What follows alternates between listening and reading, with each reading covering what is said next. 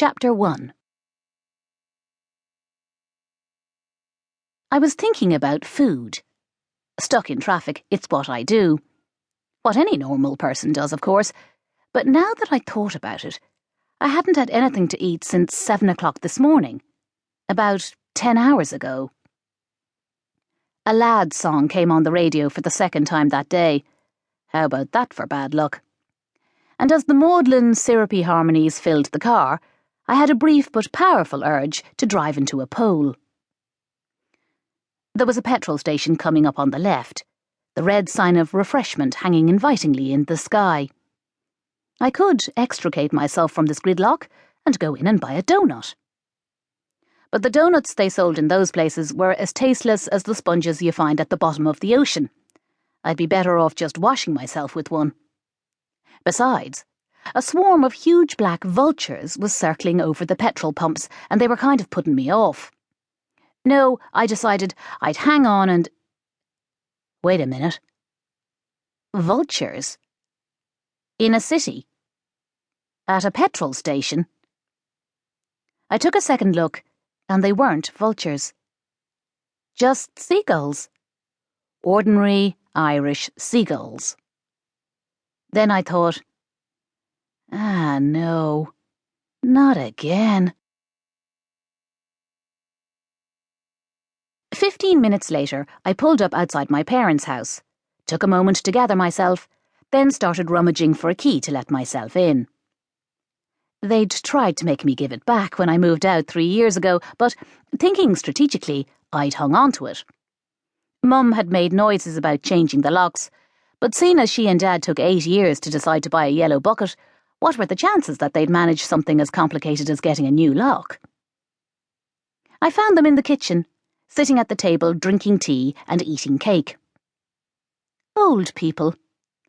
What a great life they had. Even those who don't do Tai Chi. Which I'll get to. They looked up and stared at me with barely concealed resentment. "I've news," I said. Mum found her voice. "What are you doing here?" "I live here." "You don't. We got rid of you. We painted your room. We've never been happier." "I said I've news." "That's my news. I live here." The fear was starting to creep into her face now. "You have your own place." She was blustering, but she was losing conviction. After all, she must have been expecting this. "I don't," I said. "Not as of this morning. I've nowhere to live." "The mortgage people?" She was ashen. Beneath her regulation issue Irish Mammy orange foundation. "What's going on?" Dad was deaf. Also frequently confused. It was hard to know which disability was in the driving seat at any particular time. "She didn't pay her mortgage," Mum said into his good ear. "Her flat's been reclaimed." "I couldn't afford to pay the mortgage. You're making it sound like it's my fault. Anyway, it's more complicated than that." "You have a boyfriend," Mum said hopefully. "Can't you live with him?" "You've changed your tune, you rampant Catholic." "We have to keep up with the times." I shook my head. "I can't move in with Artie. His kids won't let me." Not exactly. Only Bruno. He absolutely hated me, but Iona was pleasant enough, and Bella positively adored me. "You're my parents. Unconditional love, might I remind you?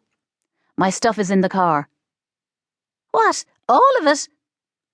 "No." I'd spent the day with 2 cash-in-hand blokes. The last few sticks of furniture I owned were now stashed in a massive self-storage place out past the airport, waiting for the good times to come again.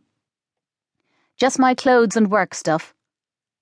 Quite a lot of work stuff, actually, seeing as I'd had to let my office go over a year ago. And quite a lot of clothes, too, even though I'd thrown out tons and tons while I'd been packing.